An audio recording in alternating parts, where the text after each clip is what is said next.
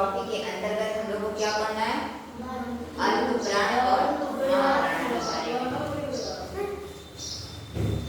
देखिए, उच्चारण के आधार पर व्यंजन के कितने भेद होते हैं? 2 होते हैं। कौन कौन से? एक अल्प प्राण होता है और एक महाप्राण होता है।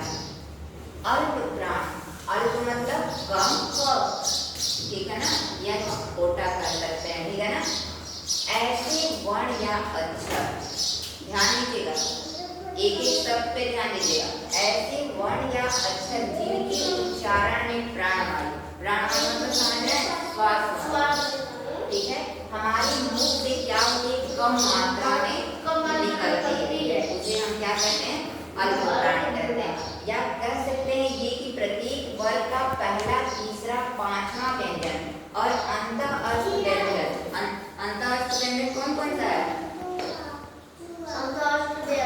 हाँ, य, र, ल, स्व, सभी स्वर।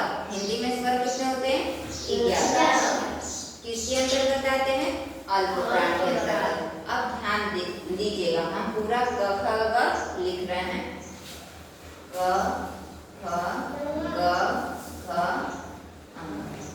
च छ ज झ ञ ट ठ ड ढ अड़ त थ द ध न प फ ब भ म य र ल व स श ज ह। हिंदी में व्यंजन कितने हैं? 33 है, क से लेके ह तक, ठीक है ना। अब ध्यान दीजिएगा, ये मेरा कौन सा वर्ग है? ये कौन सा वर्ग है? उसके बाद ये क्या है? उसके बाद ये उसके बाद ये क्या है? ये 4 मेरे क्या है? अंतःस्थ व्यंजन। ये 4 क्या है मेरे? स स स ऊष्म व्यंजन है। ध्यान दीजिएगा, कह रहा है कि प्रत्येक वर्ग का पहला, तीसरा और पांचवा, प्रत्येक वर्ग का यानी कि 5 वर्ग का कौन सा? पहला, तीसरा और पांचवा लगा दिए, यानी कि क ग अंग, ठीक है ना। च ज ञ ट ड अड़ त द न प ब म, प्रत्येक वर्ग का पहला, तीसरा और पांचवा, ठीक है ना। और अंतःस्थ व्यंजन तथा सभी स्वर किसके अंतर्गत आते हैं? अल्प प्राण के अंतर्गत। तो प्रत्येक वर्ग का पहला क्या हुआ? क हुआ, हमने क लिखा। उसके बाद क्या हुआ? ग, बोलिए। उसके बाद अंग, उसके बाद च, उसके बाद ज, उसके बाद ञ, उसके बाद ट, उसके बाद द, उसके बाद अड़, उसके बाद त, उसके बाद द, उसके बाद न, उसके बाद प, उसके बाद ब, उसके बाद म। प्रत्येक वर्ग का पहला, तीसरा और पांचवा व्यंजन हमने यहाँ पे लिख दिया, यानी क्या हुआ? क ग अंग च ज ञ ट ड अड़ त द न प ब म। उसके बाद आपका क्या है? अंतःस्थ व्यंजन, यानी कि क्या है? य र ल व, य र ल और व, हो गया। उसके बाद कह रहे तथा सभी स्वर, सभी स्वर आपके क्या है? अ, आ, छोटी, बड़ी, छोटाऊ, बड़ाऊ, री, ए, ओ और अ, इतना कह रहे कि अल्प प्राण के अंतर्गत आते हैं। अब समझ में आ गया? इनकी संख्या कुल कितनी है? 30 है। काउंट करिए, 1 2 3 4 5 6 7 8 9 10 11 12 13 14 15 16 19 20 21 22 23 24 25 26 27 28 29 30। आगे समझ में? Yes ma'am. अल्प प्राण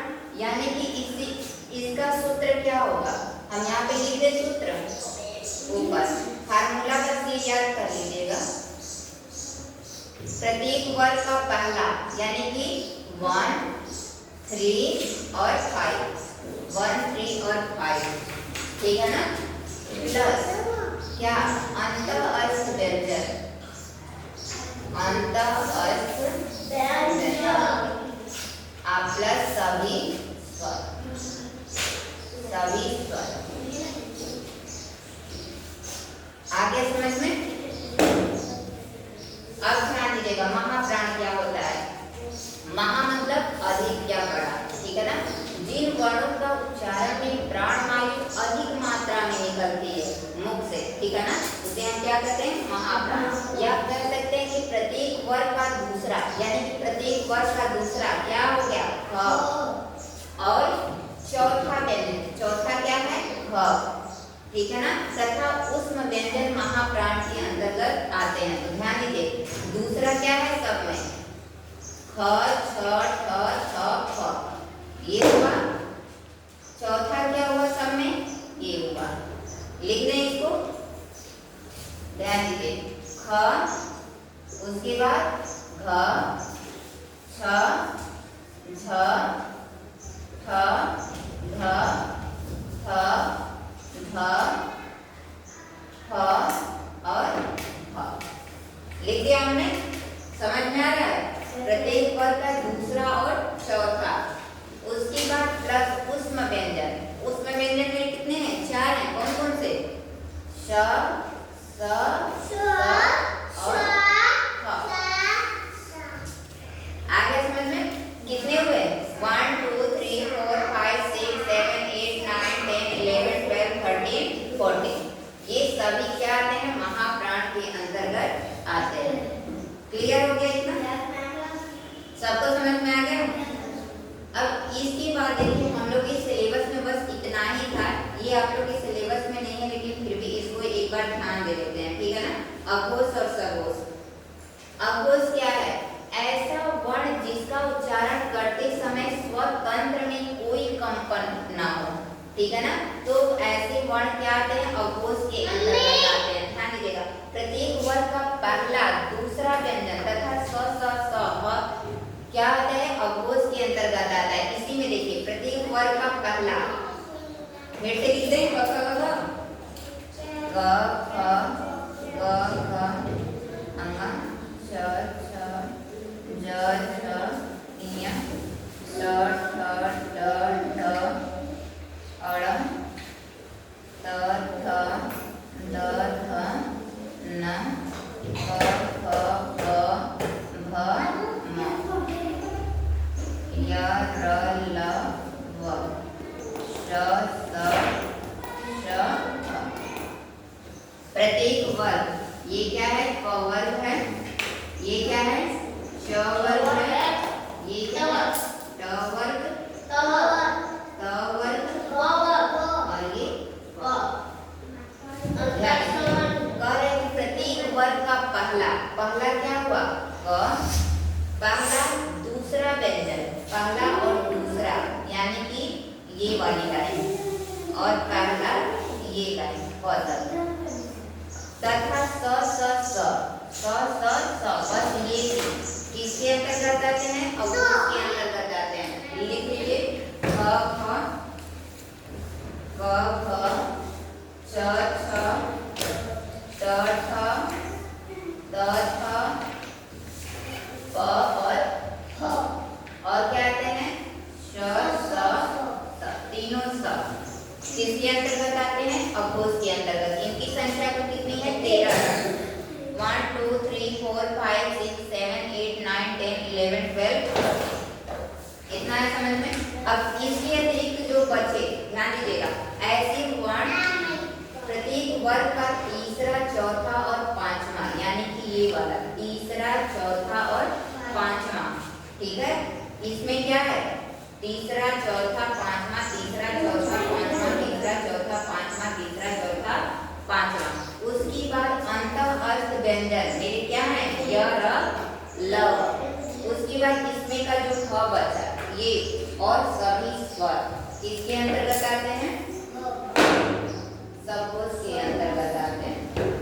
याद रहेगा ना, लिख दे रहे हैं। देखिए प्रत्येक वर्ग का तीसरा क्या है, ग घ अम। उसके बाद ज छ इया, ज छ इया, ड ठ अड़, द ध न, ब भ म, और उसके बाद ह। उसके बाद क्या है आपका अंतःस्थ व्यंजन, य र ल व। उसके बाद सभी स्वर अ आ छोटी बड़ी टाउ बड़ाऊ री ए ओ और किसके अंतर्गत आते हैं, सबूत के अंतर्गत। समझ में आ रहा है। इनकी संख्या कितनी है, 31 है, 31 है। 1 2 3 4 5 6 7 8 9 10 11 12 13 14 15 16 17 18 19 20 21 22 23 24 25 26 27 28 29 30 31।